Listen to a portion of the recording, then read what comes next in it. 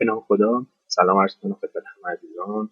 قدرتی هستم، مدرس دوره‌های solidworks در مجموعه گروه مهندسی ساحل با ایرانیان.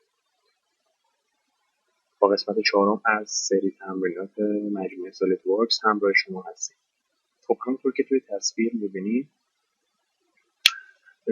ما یک پارت یا قطعه رو داریم که بالاش گونیا شده با ابعاد 3 و 6 و 4 میلیمتر و داخلش یک حولی به فی دو تماما اکسترود شده.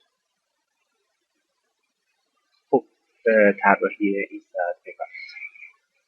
برای شروع وارد محیط پارت میشیم و با استفاده از صفحه تاپ کاریمون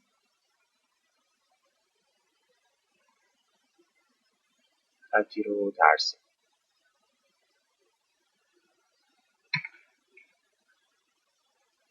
خب با انتخاب این دو لاین و نگه داشتن کنترل پرپندیکولار رو فراخونیم تا به هم دیگه عمود بشیم. ابعاد 3 و 6 رو براش وارد.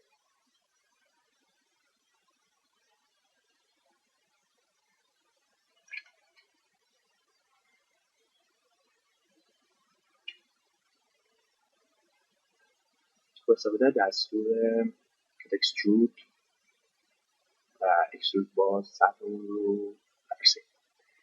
به اندازه 4 میلیمتر با استفاده دستور میدپلین به اندازه 4 میلیمتر به سطح هم حجم و به این صفحه کاریم عمود میشه و ترسیمم رو آغاز کنیم. خب همونطور که میبینید عرض کار من هستش به اندازه 1 میلیمتر و به فاصله نیم میلیمتر از مرکز صفحه و به فاصله خب کافی که سنتر لاین رو ترسیم کنم و فاصله ثانیه‌ای رو از این نقطه خط در نظر بگیرم. و مستطیلی به استفاده دستور رکتانگل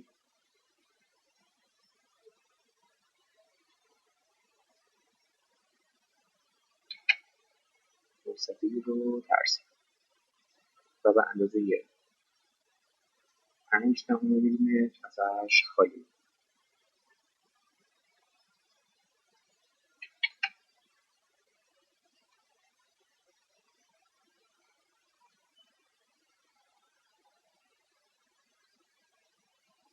اسکچ قبلیم رو روشن نگه می‌دارم تا بتونم ازش استفاده کنم.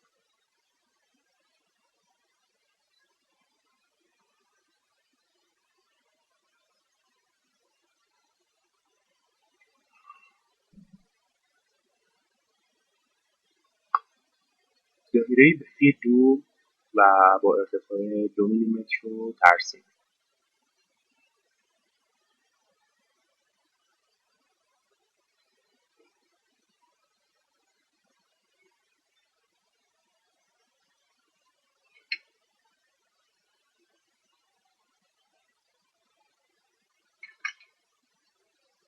و به اندازه نیمی خالی.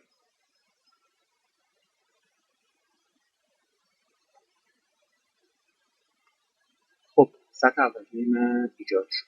من میتونم با استفاده از تکستچر و خالی کردن شعاع سطحم رو تکمیل کنم.